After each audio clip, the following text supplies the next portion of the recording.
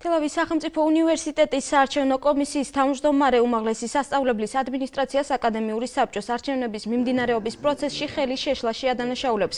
დარეჯან მაისურაძის განცხადებით აკადემიური საბჭოს არჩევნები დარღვევების ფონზე ჩატარდა. მისი თქმით ადმინისტრაციის წარმომადგენლებმა უნივერსიტეტის კომისიის ყველა ბერკეტი წაართვეს და საარჩევნო პროცესის კონტროლის საშუალება არ მისცეს. ფაკულტეტზე კენჭს 3 კანდიდატი გიორგი სიბაშვილი, ია ჯიმშიტაშვილი და ნანული ხიზანიშვილი იყრიდნენ. კომისიის თავმჯდომარე აცხადებს, რომ საარჩევნო ბიულეტენები ბეჭდით არ იყო დამოწმებული.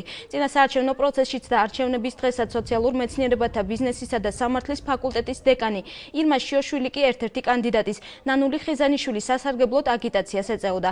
არჩევნებიც სწორედ ნანული ხიზანიშვილის სასარგებლოდ დასრულდა.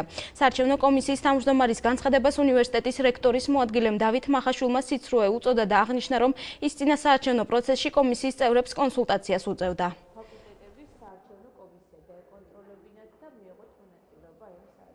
არჩევნები არ ჩატარდა ისე, როგორც ეს ეკადრებოდა თელავის სახელმწიფო უნივერსიტეტს.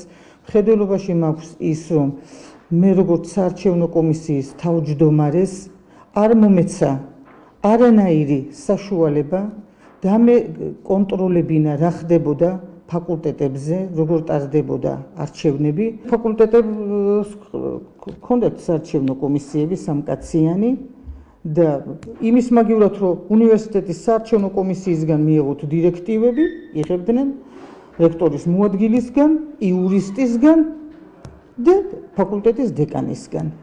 ეს არის სიცრუე, ნამდვილად ეს იმ სახის არჩევნები იყო, ასე ვთქვათ, რომ ნამდვილად ადმინისტრაციას საერთოდ არჩევნებულად არც აინტერესებდა, ან ვინ გავიდოდა, ან როგორ რა იქნებოდა, აბსოლუტურად არავითარი ინტერესი არ ჰქონდა. უბრალოდ თუ რაიმე სახის ესე ურთიერთობა ეს იურიდიული სამსახურია და თავისთავად კომისია აკითხავდა მას რაღაც საკითხებზე, თუ ეს ჩარევა, არ ვიცი.